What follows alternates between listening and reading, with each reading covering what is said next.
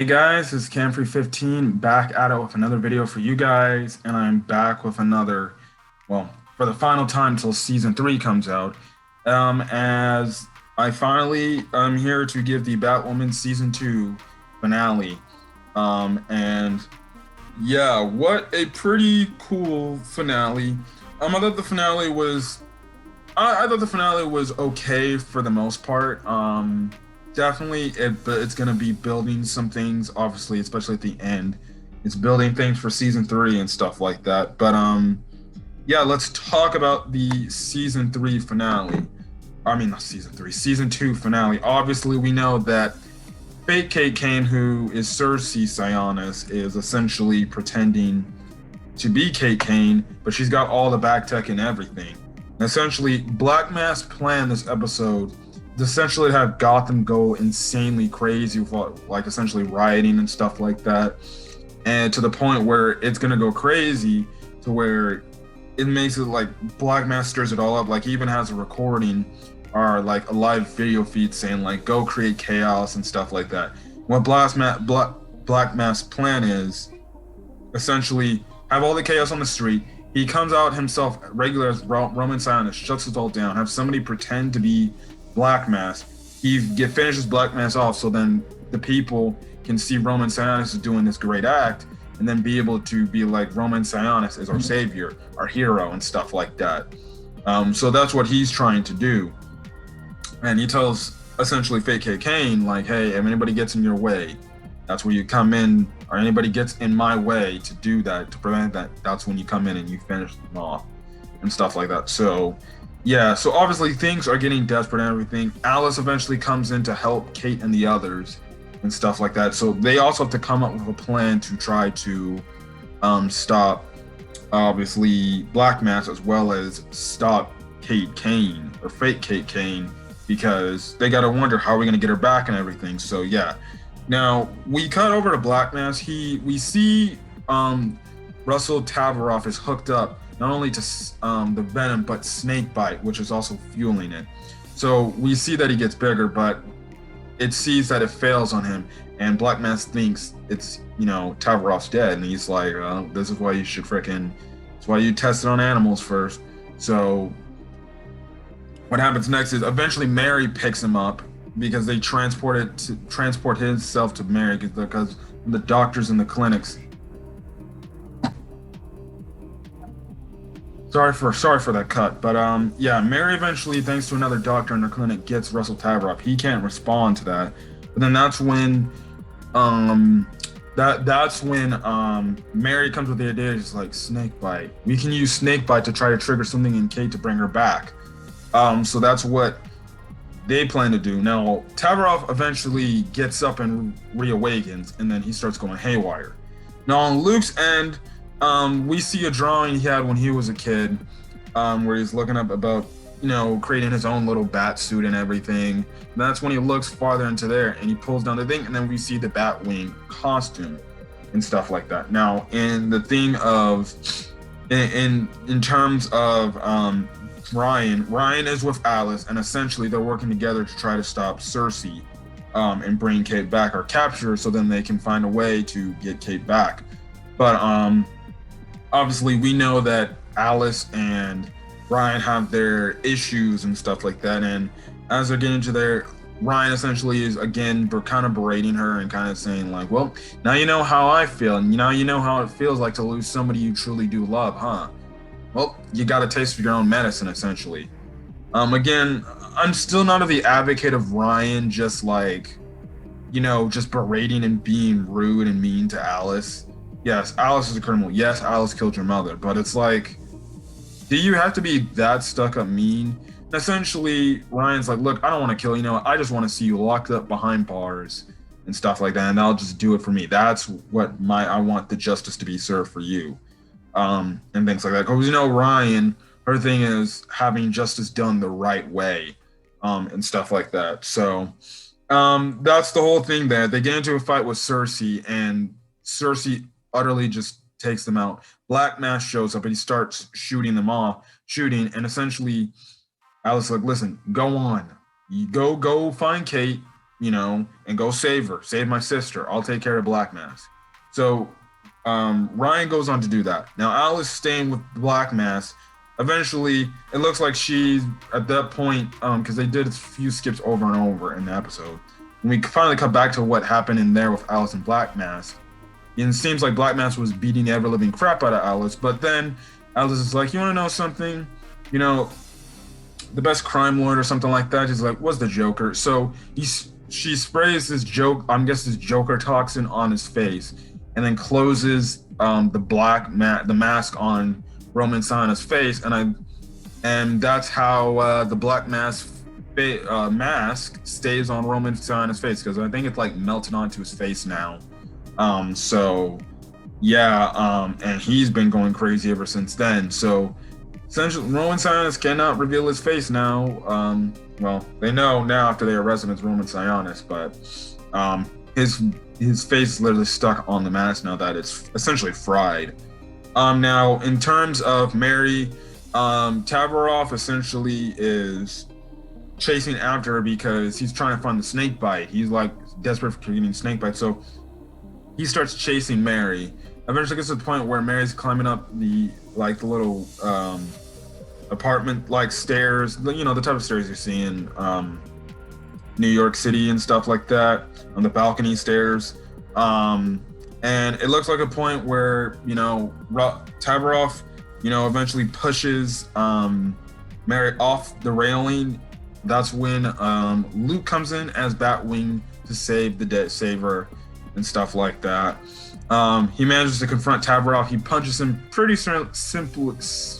easily, and that's kind of the last we see.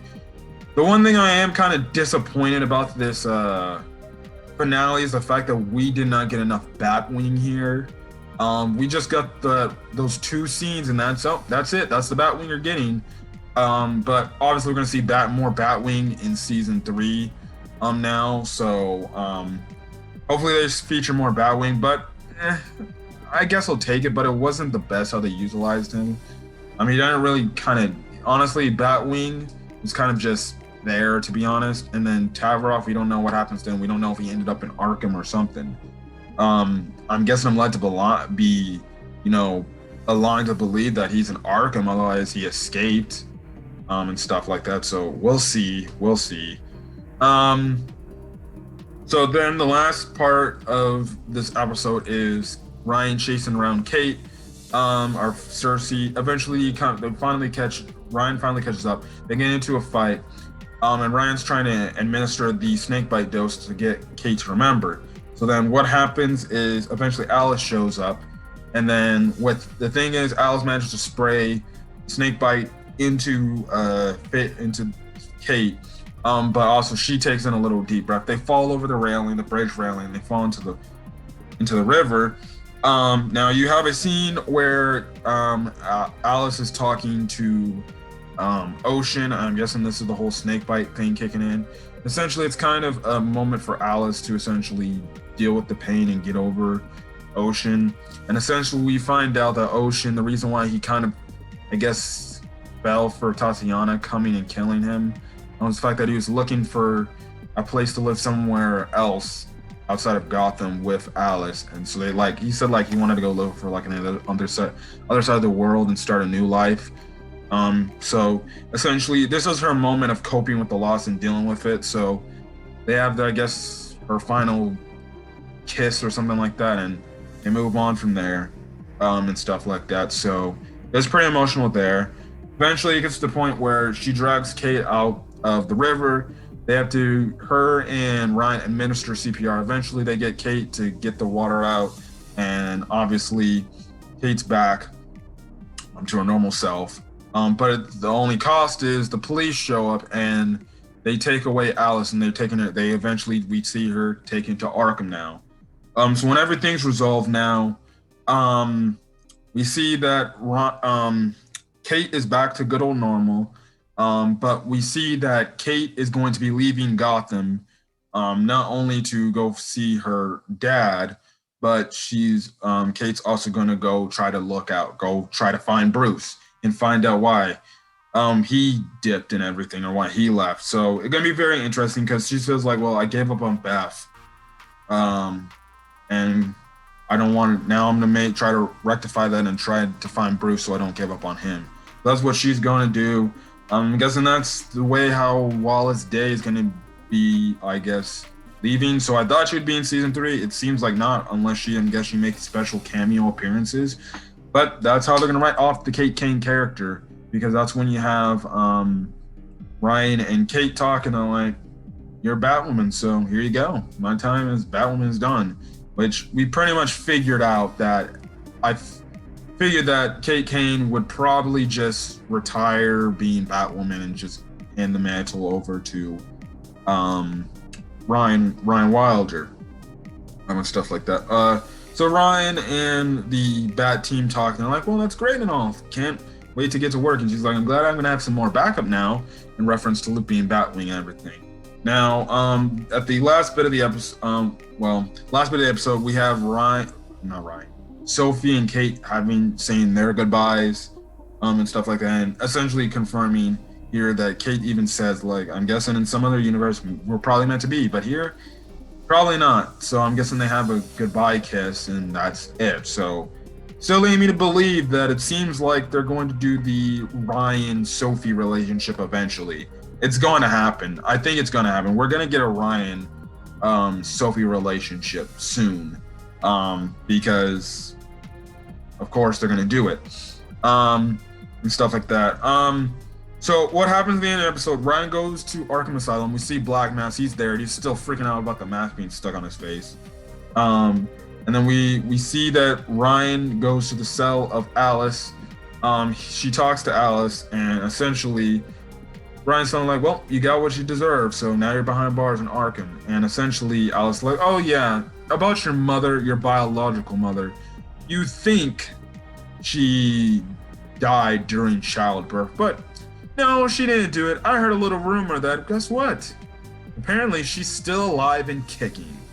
So it seems like season 3's premise is going to be trying to find Ryan Wilder's biological mother. And the episode kind of ends off with the fact that the poison ivy leaf is starting to grow, and it starts to move. So it seems like poison ivy might be, I guess, the potential big bad of next season for season 3, as well as, I guess, this mystery of the mom of Ryan's mom.